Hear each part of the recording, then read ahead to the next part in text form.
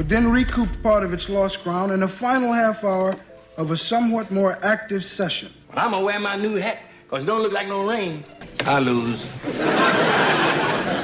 I'm sorry. Nothing, Reverend Trumbull. He didn't say nothing.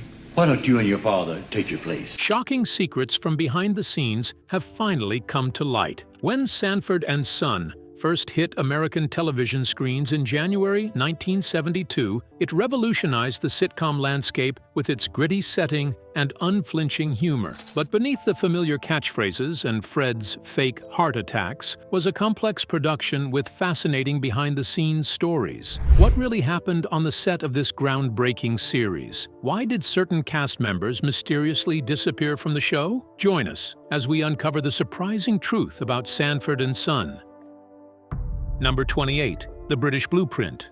Sanford and Son wasn't an original American creation, but rather an adaptation of a popular British sitcom called Steptoe and Son. What made the adaptation particularly unique was how it maintained the core father-son conflict. And you spoiling it for me. What am I doing? You're talking too much and embarrassing me. That's what you're doing, and I want you to quit it. While completely reimagining the cultural context. While the British original dealt primarily with class issues, the American version incorporated racial identity and the specific experiences of working-class Black Americans in the ways that resonated with a diverse audience. As Sanford and Son found its unique voice, another secret was brewing that would define its visual identity for years to come.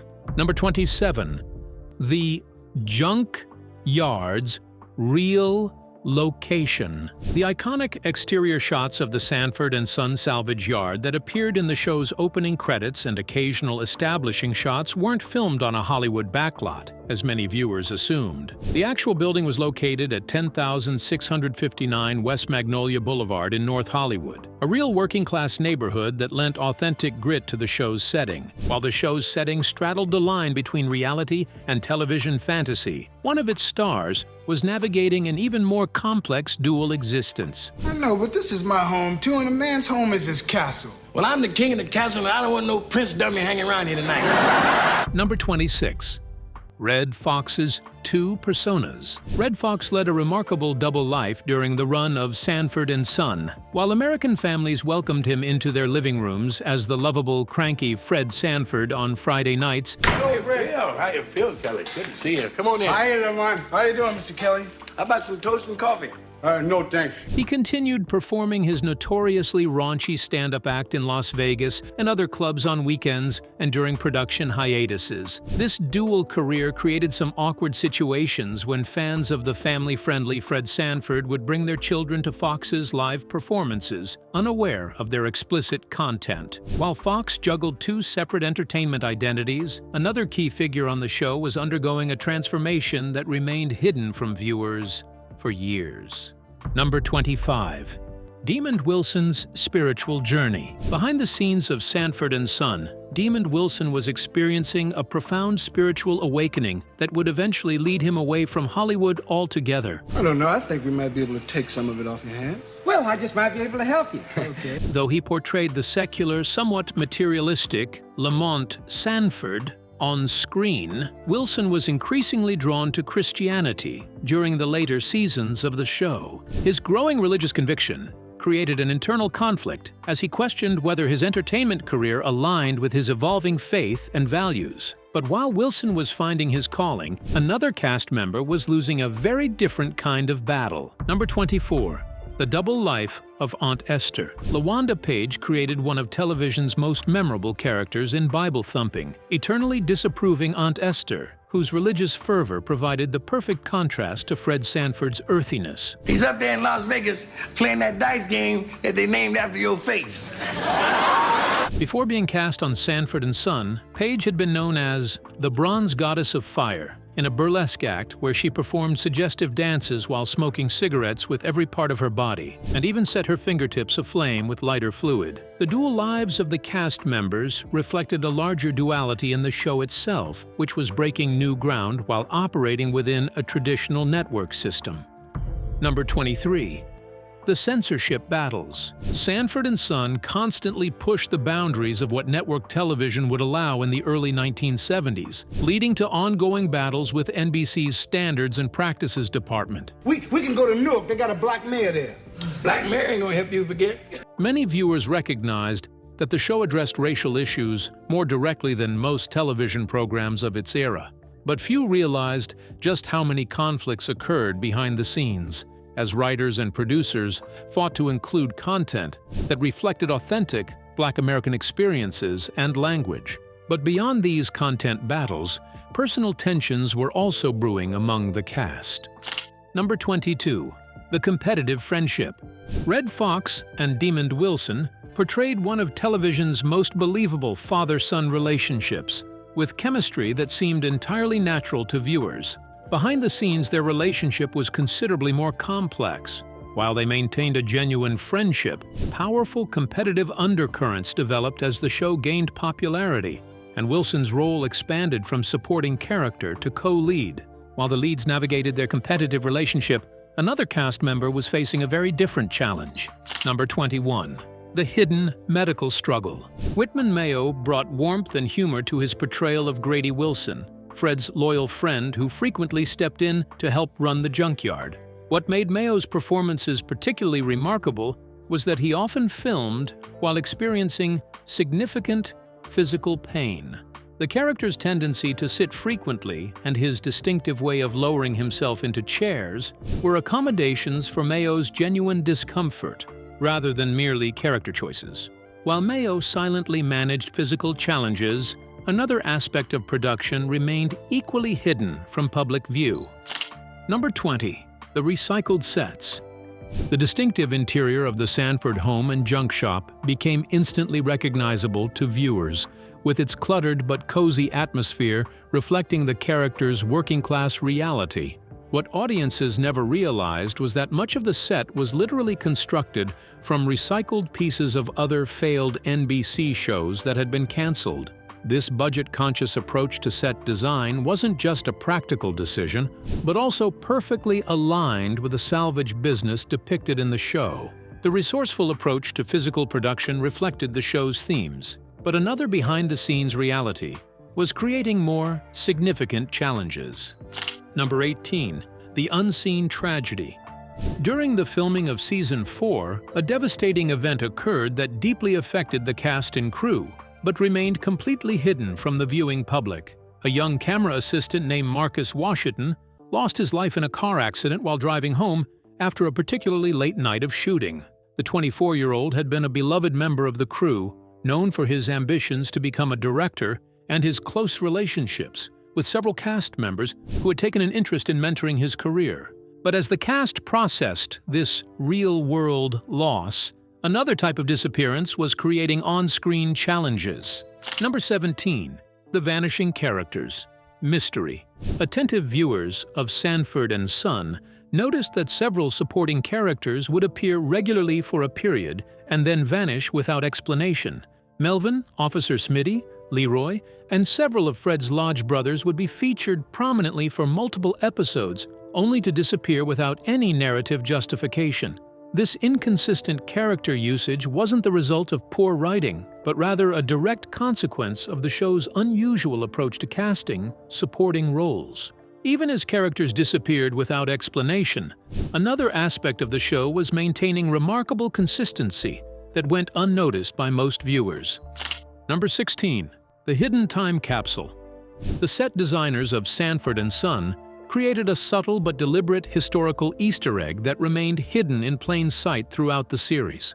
The interior of the Sanford home included carefully selected items from specific years that collectively told the story of the family's history and African-American life in Los Angeles across several decades. These period-appropriate props were placed throughout the set in a carefully considered chronological arrangement that few viewers would consciously notice, but that added subconscious authenticity to the environment. While the set told a silent story, elements of the actual scripts contained hidden meanings as well.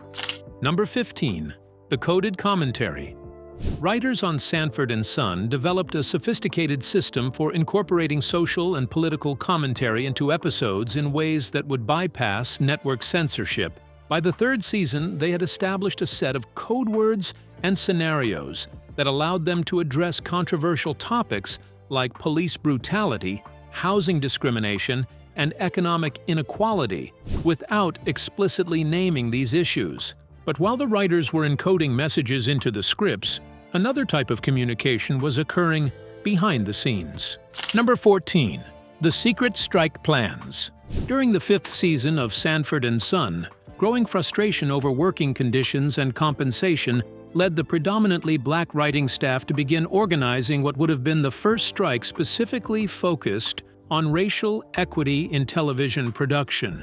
Though this job action never materialized, the secret planning sessions held in writer Paul Mooney's home developed specific demands for greater creative control, credit recognition, and pay parity with white writers on comparable NBC shows. The show's leading man faced personal challenges while the world missed an Easter egg that was deliberately put in the movie.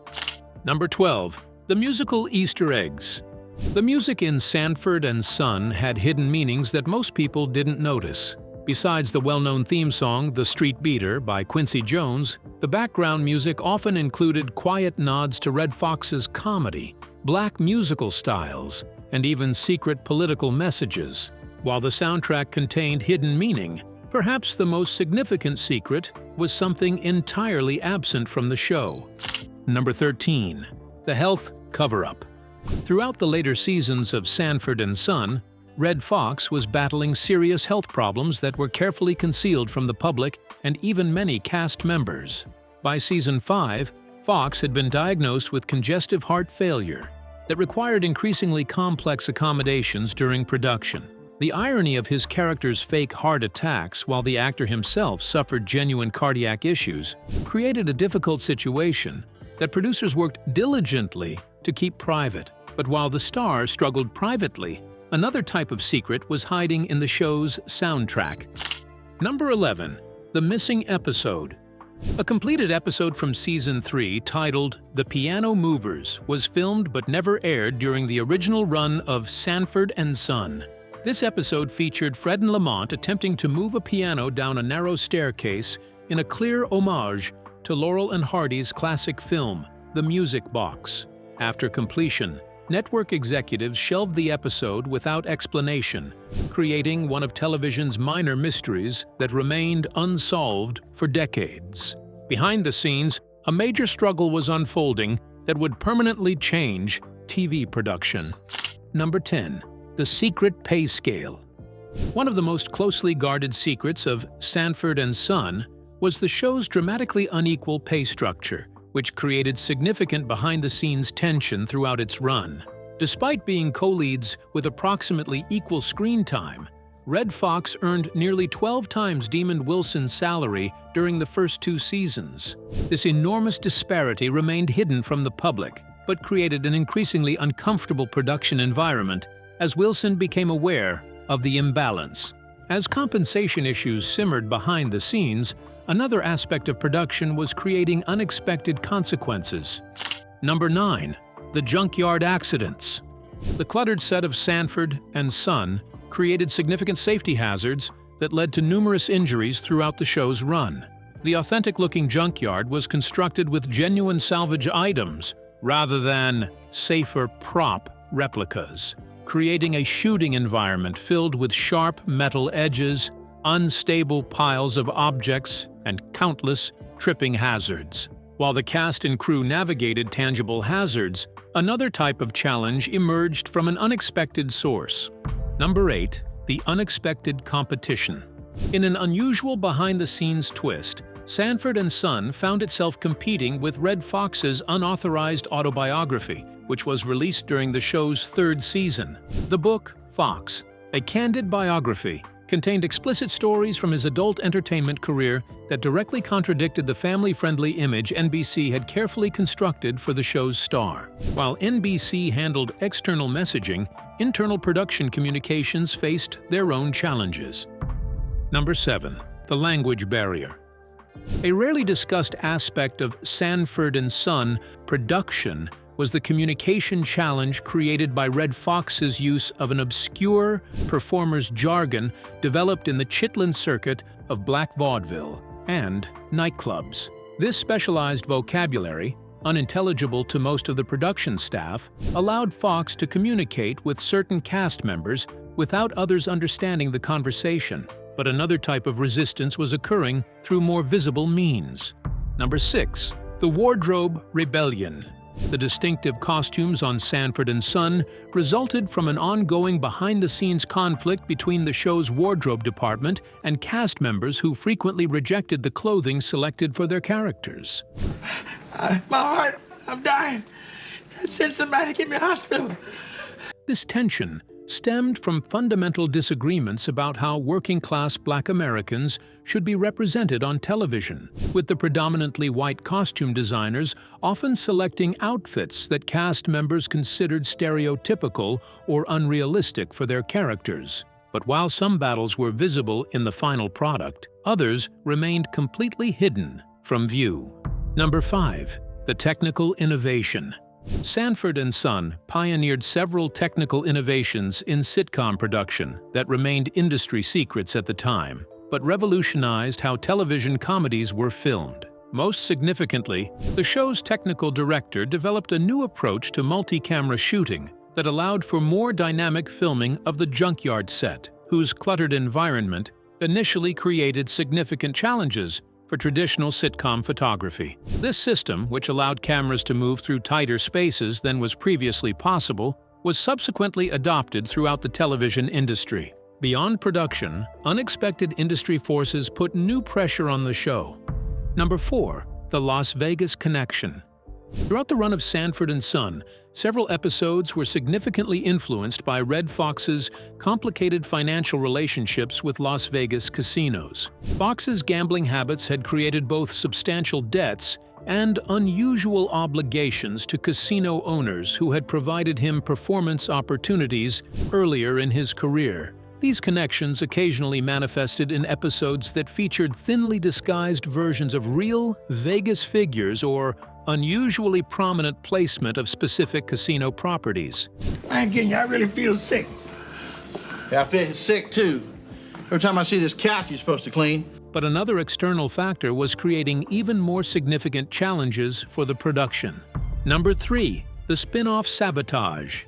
During the later seasons of Sanford and Son, NBC developed several spin-off concepts featuring supporting characters from the show. These potential series created significant behind-the-scenes tension, as Red Fox perceived them as threats to his show's dominance and quietly worked to undermine their development. His systematic efforts to sabotage these spin-offs remained one of Hollywood's best-kept secrets for decades, only coming to light through production memos released long after the show ended. But the most significant secret of all involved the show's conclusion and what might have been. Number 2. The alternate ending.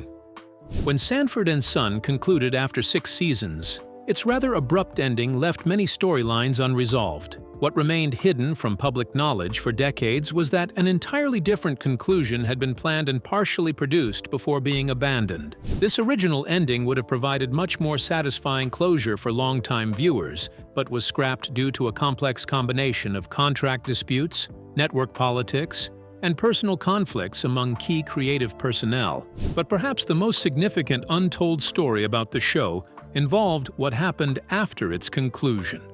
Number 1. The failed reunion. The most closely guarded secret in Sanford and Son history involved a serious attempt to reunite the original cast for a television special in 1987, approximately a decade after the series concluded. This project advanced significantly into development, with contracts drafted and preliminary scripts written, before collapsing due to escalating demands from key participants. I'm positive I did. He worked in my nightclub on La Cienega for almost a year.